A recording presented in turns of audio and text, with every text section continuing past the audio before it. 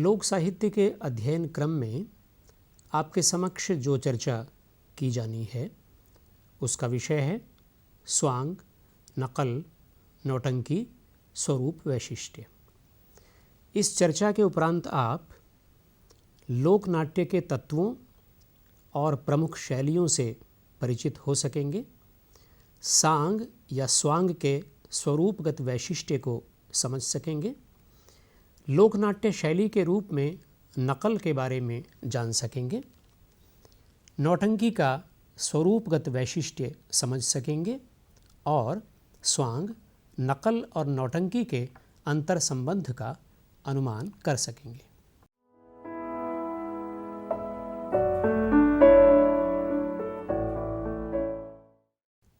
लोक साहित्य की विधाओं में लोकगीत, लोकगाथा, लोककथा, लोकनाट्य और लोक सुभाषित को गिना जाता है। इनमें लोकनाट्य का स्थान सबसे अलग है।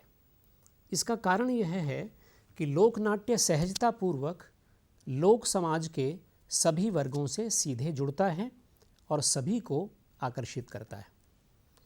इसमें प्राप्त नाट्य तत्व के साथ सभी अपना संबंध बना लेते हैं, क्योंकि वे एक स्थिति में अपने को नाट्य प्रस्तुति का हिस्सा समझने लगते हैं। वस्तुतः लोकनाट्य लोक संस्कृति के परिचायक होते हैं। इनके माध्यम से लोक जीवन और लोक संस्कृति को उजागर किया जाता है। साथ ही लोक को जागृत करने का कार्य भी लोक नाट्यों के माध्यम से होता है। स्वांग, नकल, नौटंकी, ख्याल, तमाशा, माच, भगत, रासलीला, रामलीला, कठपुतली आदि लोकनाट्यों के माध्यम से सामाजिक विषयों को रेखांकित किया जाता है। लोकनाट्य हमेशा ही प्रासंगिक होते हैं, क्योंकि समय के साथ साथ इनके कथ्य में परिवर्तन होता रहता है। इतना ही नहीं, लोकनाट्य शैलियों में तकनीकी विशेषताओं का निर्धारण भी सामाजिक और सांस्कृतिक परिवेश के अनुरूप किया जाता है।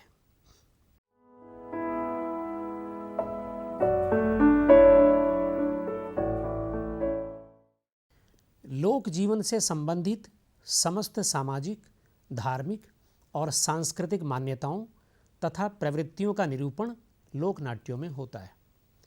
विशेष बात यह है कि लोकनाट्य में संवाद तत्व की प्रधानता रहती है और चरित्र चित्रण को अपेक्षाकृत गौण स्थान प्रदान किया जाता है। लोकनाट्य में नृत्य और संगीत के साथ साथ शारीरिक हाव भाव एवं भंगिमाओं पर ध्यान दिया जाता है। यह भी देखा जाता है कि संवाद अधिकांशतः काव्यात्मक हों। लोक संगीत तथा विविध वाद्य यंत्रों जैसे हारमोनियम, ढोलक, नगाड़ा, मंजीरा, सारंगी, बांसुरी आदि की सहायता से संवादों को अधिक प्रभावशाली बनाने का प्रयत्न किया जाता है।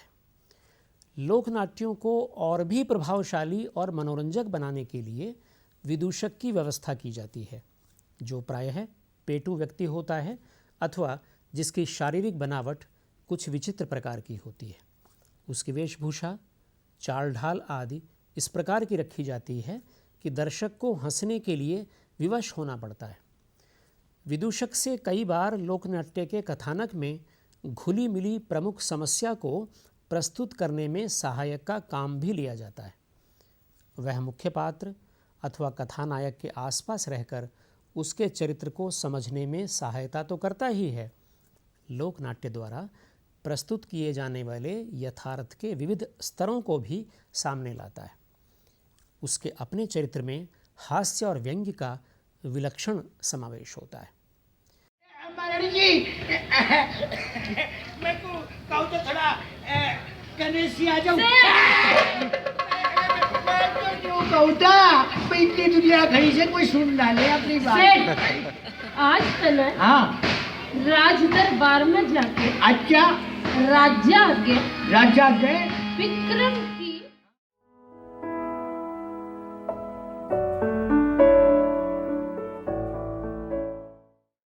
भारत में अनेक प्रकार के लोकनाट्य प्रचलित हैं।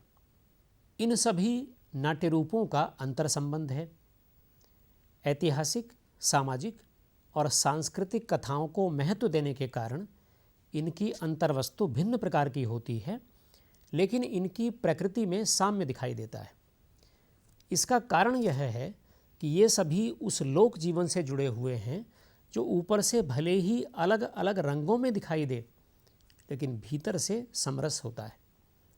भारतवर्ष में प्रचलित लोक नाट्य रूपों में से कुछ का उल्लेख किया जा सकता है, जैसे तेरुकुत्तु, करगाट्टम, कोमियाट्टम, पोईकाल कुदिरई, कावडियाट्टम, यक्षगान, बर्र कथा, हरिकथा, तोलु बोम्मलाट्टा, बीथी नाटकम, पागटी वेशम, बतुकम्मा, कालियाट्टम, कुरत्तियाट्टम, कुट्टी चातनाट्टम, घूमर, कालबेलिया, भवाई, गरबा, भांगड़ा, पंडवानी, माच, रासलीला, रामलीला, स्वांग, नकल, नौटंकी, तमाशा, भोरताल, शुमांग लीला आदि।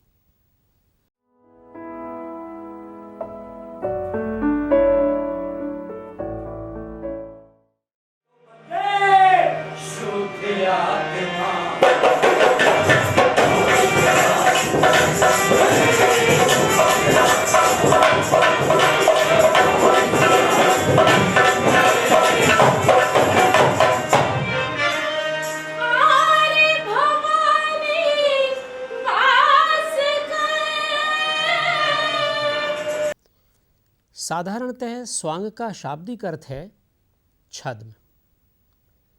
नागरी प्रचारणी सभा वाराणसी द्वारा प्रकाशित लघु हिंदी शब्द सागर में स्वांग शब्द का अर्थ करते हुए कहा गया है कि बनावटी वेश जो दूसरे का रूप बनने के लिए धारण किया जाए, या वेश, या मजाक का खेल, या तमाशा, नकल, धोखा देने के उद्देश्य से बनाया हुआ कोई रूप या क्रिया। एक मान्यता यह भी है कि स्वांग शब्द ओड़िया के छऊ का प्रतिरूप है, तो दूसरी ओर स्वांग शब्द की व्युत्पत्ति संगीत शब्द से भी मानी जाती है। ध्यान देने की बात है कि स्वांग उत्तर प्रदेश के साथ साथ ओडिशा, बिहार, राजस्थान, मध्य प्रदेश, पंजाब, हरियाणा और कश्मीर में भी प्रचलित है। आंध्र प्रदेश में भी यह लोक नाट्य शैली पाई जाती है। वहाँ दशहरा के अवसर पर कुछ लोग रंग बिरंगे वेश धारण करके नुक्कड़ नाटक करते हैं, जिन्हें दसरा बुल्लोड्डू अर्थात दशहरे का रंगीला और दिवा वेशधारी कहा जाता है। इन्हें कहीं कहीं चिंदू के नाम से भी जाना जाता है। इसी प्रकार उत्तर भारत के गांवों में होली के अवसर पर फाग गायन के बीच लोक गायकों को आराम देने के लिए कुछ लोग हास्य व्यंग भरे छोटे छोटे स्वांग करते हैं। यही नहीं, रंग खेलने के बाद संध्या के समय गांव के सारे लोग दल बनाकर होली गाते हुए घर घर जाते हैं। उस समय कुछ गांववासी स्वांग और नकल का मिश्रण करके अभिनय करते हुए सबके साथ चलते हैं। स्वांग बहुत पुरानी लोक नाट्य शैली है। आज यद्यपि स्वांग का प्रचलन घट गया है, फिर भी होली के अवसर पर स्वांग की प्रतियोगिताएं आयोजित की जाती हैं। स्वांग में संगीत के साथ साथ संवाद और नाटकीय तत्व समाहित होते हैं। प्रायः इसकी प्रस्तुति खुले मैदान में की जाती है। स्वांग आरंभ होने की सूचना नगाड़ा बजाकर दी जाती है।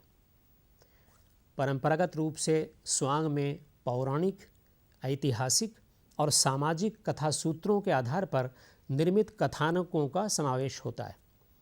उदाहरण के लिए राजा भर्तृहरि, हीर रांझा, गोपीचंद, राजा हरिश्चंद्र, शकुंतला, भक्त पूरनमल आदि कुछ प्रमुख स्वांगों का उल्लेख किया जा सकता है। लक्ष्मीचंद स्वांग लोकनाट्य शैली के एक लोकप्रिय कलाकार हुए हैं। डॉक्टर तैयब हुसैन ने अपने शोधपत्र लोकनाट्य की एक सबल शैली नौटंकी में स्वांग की भी चर्चा की है और स्वांग के दो महत्वपूर्ण कलाकारों के नामों का उल्लेख किया है।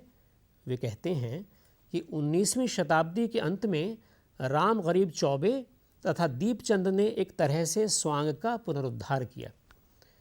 स्वांग का मंचीय रूप आज भी खुला होता है। इससे यह स्पष्ट होता है कि स्वांग के प्रति लोक का लगाव बना हुआ है। कपिलवात्स्यायन ने स्वांग के तत्वों के बारे में स्पष्ट करते हुए कहा है कि स्वांग में जहाँ संवाद तीखे और गायन शैली प्रांजल होती है, वहीं नाटकीय तत्व सीमित होता है। अर्थ की बहुस्तरीयता या कथानक और चरित्र के विकास की बहुत कम संभावना होती है। प्रस्तुति जब खुले मैदान में की जाती है तो नगाड़ा बजाकर इसकी सूचना दी जाती है। कथाएं लोकप्रिय गाथाओं से लेकर ऐतिहासिक घटनाओं तक पर आधारित होती हैं। सामाजिक व्यंग्य और तीखी आलोचना संवादों में गुंथी होती है और प्रायः एक ही अभिनेता अनेक भूमिकाएं कर सकता है। उन्होंने यह भी सूचना दी है कि विवाह के अवसरों पर कन्या पक्ष की महिलाएं एक मनोरंजक हास्य प्रसंग की प्रस्तुति करती हैं। इसे भी सांग या स्वांग कहा जाता है। इस लोकनाट्य की प्रस्तुति में क्षेत्र भेद से कुछ अंतर दिखाई देता है। उदाहरण के लिए हरियाणा में इसका रूप संवाद का होता है, जो प्रायः दो पात्रों के बीच होता है। इसमें एक पात्र लंबा प्रश्न करता है और दूसरा उसका उत्तर देता है। अन्यत्र स्वांग का स्वरूप समूह नृत्य का भी होता है। डॉक्टर धीरेन्द्र वर्मा द्वारा संपादित हिंदी साहित्य कोश भाग 1 में यह भी जानकारी दी गई है कि स्वांग प्रायः गांव के श्रमजीवी समूहों द्वारा समूह नृत्य के रूप में प्रस्तुत किया जाता है। इसमें पुरुष पात्रों की बहुलता होती है, किंतु स्त्री पात्र भी कम नहीं होते। दो दो के जोड़े में वे नाचते, गाते और हंसी ठिठोली से भरे संलाप करते हैं। उनके साथ के गाने बजाने वाले लोग उनके किसी मार्मिक स्थल की पंक्ति या वाक्य को पकड़ लेते हैं और आत्मविभोर होकर ढोलक, मंजीरा, विशेषतया फूल का बेला ज़ोर ज़ोर से बजाते हैं। स्वांग करने वाले उनकी लयों पर नाच करते हैं और मौन होकर नारी पुरुषों की श्रृंगारिक चेष्टाओं का चतुर्विध अभिनय करते हैं। कभी स्त्री पुरुष वेश धारण कर अभिनय करती है तो कभी पुरुष स्त्री का अभिनय करता है। स्वांगों में नृत्य, गीत, लय, संवाद की प्रधानता रहती है। अंगीरस हास्य होता है और इनका रंगमंच खुला होता है।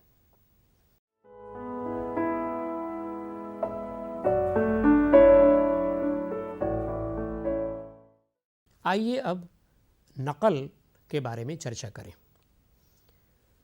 नागरी प्रचारणी सभा के लघु हिंदी शब्द सागर में नकल का अर्थ बताते हुए कहा गया है कि वह जो दूसरे के ढंग पर या उसकी तरह तैयार किया गया हो, या अनुकृति, एक के अनुरूप दूसरी वस्तु बनाने का कार्य, अनुकरण, लेख आदि की अक्षरशः प्रतिलिपि, किसी के वेश, हाव भाव या बातचीत आदि का पूरा पूरा अनुकरण, स्वांग, अद्भुत और हास्यजनक आकृति, हास्यरस की कोई छोटी मोटी कहानी या चुटकुला।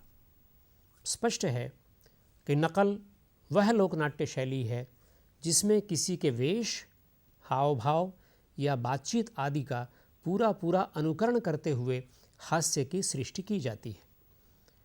नकल के कलाकारों को नक्काल कहा जाता है।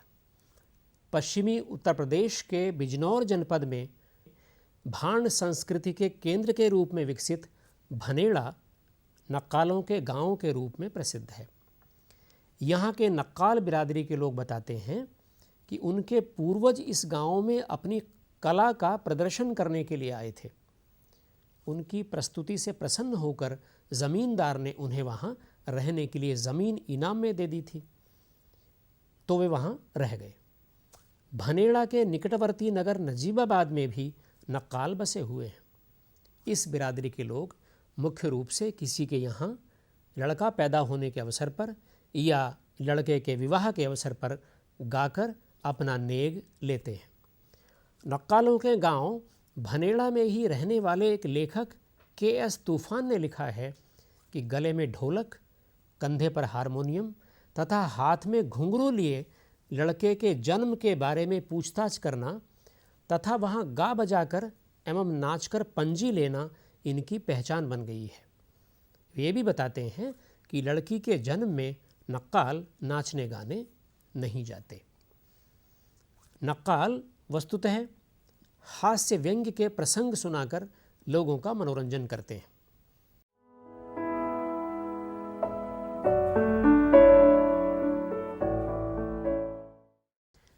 आइए अब नौटंकी के स्वरूप वैशिष्ट्य की चर्चा करें। ध्यान लगा करके सुनो,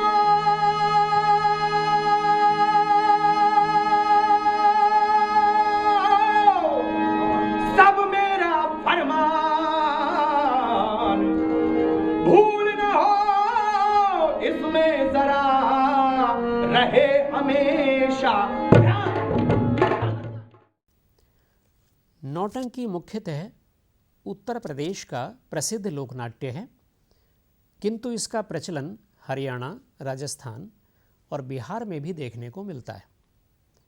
हाथरस और कानपुर नौटंकी के गढ़ माने जाते हैं। सहारनपुर, कन्नौज और मुजफ्फरपुर आदि में भी यह नाट्य शैली प्रचलित है। लोकधर्मी नाट्य परंपरा में डॉक्टर श्याम परमार ने सूचित किया है कि नौटंकी कहीं स्वांग के नाम से विख्यात है, कहीं भगत के नाम से। ऐतिहासिकता की दृष्टि से स्वांग की प्राचीनता में संदेह नहीं। भगत मध्यकाल की वस्तु है और नौटंकी प्राचीन स्रोत में रीतिकालीन अथवा उससे थोड़े पहले की मिलीजुली धारा है। अमीर खुसरो की भाषा का नौटंकी में प्रभाव लक्षणीय है, जो निस्संदेह मुसलमानी प्रश्रय का प्रतिफलन प्रतीत होता है। नौटंकी की शुरुआत डॉक्टर रामबाबू सक्सेना ने उर्दू लोकगीतों से मानी है।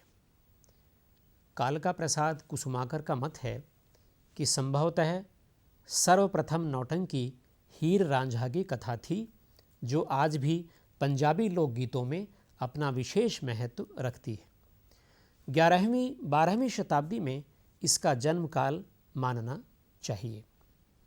कुछ लोग यह मानते हैं कि नौटंकी नाटक शब्द का अपभ्रंश रूप है। जगदीश चंद्र माथुर ने इसका संबंध नौटंकी नामक मुल्तान की राजकुमारी की प्रेम गाथा से जोड़ा है। डॉक्टर राम नारायण अग्रवाल भगत, स्वांग और नौटंकी जैसे लोकनाट्यों के मूल में ख्याल की भूमिका को रेखांकित करते हैं। प्रायः यह भी कहा जाता है कि कानपुर में ही 1910 के आसपास इस विधा को नौटंकी की संज्ञा से अभिहित किया गया और इसका श्रेय मैकू उस्ताद को जाता है। मैकू उस्ताद ने इस खेल के समय बीच में नक्कारा रखकर उसके चारों ओर 12 झालें रखीं। प्रदर्शन के समय वे 12 झालों पर अपनी चौबें घुमाकर अंत में नक्कारे पर टंकार लगाते थे। यह एक नवीन प्रयोग अथवा नवीन टंकार थी, जिसके कारण इसे नवटंकार कहा गया और कानपुर में नौटंकी नाम मिला। इस विषय में यह भी बताया जाता है कि नौटंकी की सूचना देने के लिए नक्कारे पर 9 टंकार किए जाने के कारण इस लोकनाट्य शैली का नाम नौटंकी पड़ा। नौटंकी के कथानक प्रायः रामायण, महाभारत और पुराणों के अलावा लैला मजनू, शीर फरहाद जैसी लोकप्रिय प्रेम गाथाओं और अनारकली तथा सुल्ताना डाकू जैसी कहानियों के साथ साथ सामाजिक समस्याओं से संबंधित होते हैं। स्थान और परिवेश के आधार पर नौटंकी के प्रस्तुतिकरण और भाषा में अंतर पाया जाता है। जैसे कानपुर में नौटंकी की नाट्य भाषा में उर्दू का समावेश अधिक रहता है। वस्तुतः नौटंकी छंदबद्ध होती है। इसमें लावनी, कव्वाली, ठुमरी आदि का प्रयोग किया जाता है। इस लोकनाट्य का अत्यंत आकर्षक छंद है बहरे तवील। इसी छंद के कारण नौटंकी की निजी पहचान है। इस संबंध में मुद्रा राक्षस का यह कथन उल्लेखनीय है कि मंडलियाँ इसके गायन के साथ नृत्य की कुछ हल्की गतियाँ और नक्कारे के खुले बोल इस्तेमाल करती हैं। हाथरस शैली में अन्य छंदों के साथ साथ बहरे तवील का गायन भी खासा घुमावदार और छोटी मोटी तानों के साथ होता है। इसीलिए गायन ही अक्सर प्रधान हो जाता है और अभिनय या नाटकीय गतिशीलता में खासी कमी आ जाती है। कानपुर शैली में नाटकीयता की रक्षा के लिए गद्य में संवाद तो इस्तेमाल किया ही जाता है, गायकी में भी संकोच बरता जाता है। बहरे तवील का प्रयोग या तो वाद विवाद के लिए किया जाता है या ऐसे ब्यौरे के लिए जिसके जरिए नाटक का गतिशील घटनाक्रम उजागर हो रहा हो। मुद्रा राक्षस नौटंकी को महाकाव्यात्मक थिएटर मानते हैं। वे कहते हैं कि नौटंकी विधा की बहुत बड़ी विशेषता है इसकी महाकाव्यात्मकता। बहुत बाद में ब्रेख्त ने एपिक थिएटर की वह परिकल्पना की है जो नौटंकी में पहले से ही मौजूद दिखाई देती है।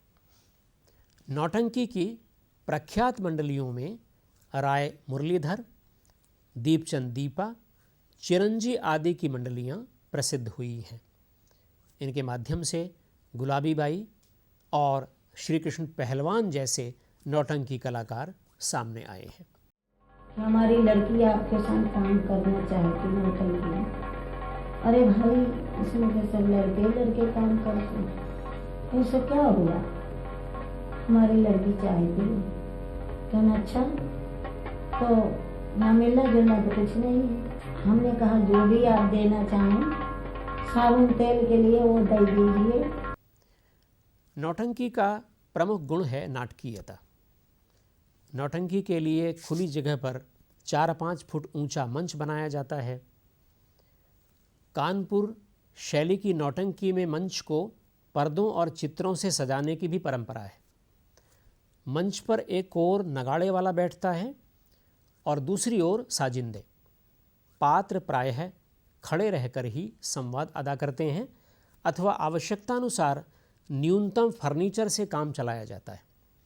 कभी कभी जीवंत प्रस्तुति के कारण दर्शकों में ऐसी उत्तेजना भी पैदा हो जाती है कि वे अनौपचारिक बन जाते हैं। दरअसल यह एक प्राणवंत लोकनाट्य विधा है। यही कारण है कि हबीब तनवीर जैसे आधुनिक नाट्यकर्मी इसकी ओर आकृष्ट हुए और अपनी नाट्यकृतियों में इसका समावेश किया। नौटंकी का प्रारंभ वाद्यवृंद के प्रवेश के साथ होता है। वाद्यों में नक्कारा, शहनाई, सारंगी, नगाड़ा और ढोलक के साथ साथ अब हारमोनियम का भी प्रयोग किया जाता है, लेकिन इन सब में मुख्य वाद्य नक्कारा ही है। नौटंकी के प्रस्तुतिकरण में सबसे पहले गुरुवंदना, गणेश वंदना या सरस्वती वंदना की जाती है। इसे भेंट कहा जाता है। इसके बाद सूत्रधार मंच पर प्रवेश करता है। सूत्रधार गीतों के माध्यम से मंच पर घटनाओं के बारे में जानकारी देते हुए नाटक के मुख्य कथ्य और पात्रों का परिचय देता है। पात्रों के परिचय के बाद चौबोला का गायन होता है। चौबोला में 4 पंक्तियाँ होती हैं और प्रत्येक पंक्ति में 28 मात्राएं होती हैं। चौबोला गायन की समाप्ति के बाद ही दौर का गायन होने लगता है। यह भी 4 पंक्तियों का और तुकांत शैली में होता है। पहली 3 पंक्तियों में 12 मात्राएं और अंतिम पंक्ति में 28 मात्राएं होती हैं। इस समस्त गायन के दौरान लयात्मक विन्यास में नगाड़ा संगीत देता रहता है। इसके बाद मंच पर पात्रों का प्रवेश होता है और वे अपनी अपनी भूमिका का निर्वाह करते हैं। नौटंकी के पात्र पूरे मंच का उपयोग करते हैं। स्मरणीय है कि नौटंकी में गीतों के साथ साथ गद्य का भी समावेश होता है।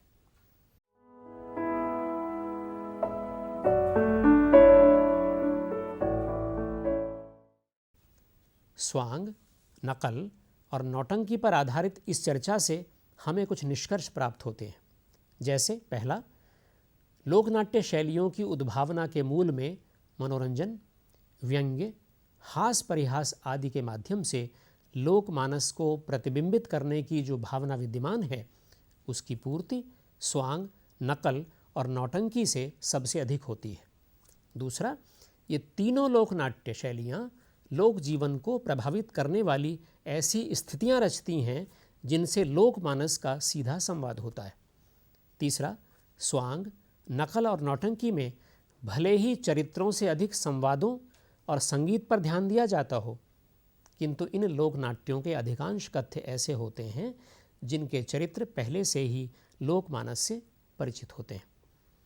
चौथा, इन तीनों लोकनाट्य शैलियों का इतिहास पुराण, धर्म, किंवदंतियों आदि से लोकपरक संबंध रहता है। ये इन स्रोतों का उपयोग मनोरंजन के साथ साथ सामाजिक मूल्यों के लिए भी करती हैं। और पांचवा, स्वांग, नकल और नौटंकी में लोक प्रचलित भाषा के कई स्तर एक साथ दिखाई देते हैं।